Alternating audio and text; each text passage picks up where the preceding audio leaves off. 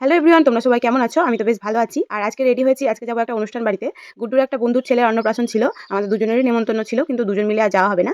যাচ্ছি সবাই মিলে, এই যা চলে এসেছে দিদা, দেবু, মোম সবাই মিলেই যাচ্ছি, আর সাথে ছিল দীপিকা। তো আমরা সবাই মিলে যাচ্ছি, আর বাড়ির খুব একটা দূরে ছিল না, খুব কাছেই ছিল। আর এইটা ওদের বাড়ি খুব সুন্দর করে সাজিয়েছিল। সেটা দেখেই দেবু ভেবেছে যে এখানে হয়তো নেমন্তন্ন, তো সেখানেই ঢুকে পড়ছিল।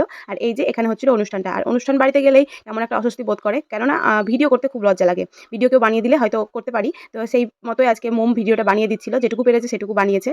তো তার মধ্যে আমরা গিফট টিফট দিয়ে চলে এসেছি। আর অনুষ্ঠান বাড়িতে এতটা ভিড় থাকে, আর বিশেষ করে এই অন্নপ্রাশন বাড়িতে আর কি বাচ্চার তো খুব স্ট্রাগল যায়, বাচ্চার খুব অসুবিধা হয়, আনকমফোর্টেবল ফিল করে সবাইকে দেখে, এত লোকজন দেখে খুব আনকমফোর্টেবল ফিল করে। আমি আমার শুভময়ের বেলায় বুঝতে পেরেছিলাম।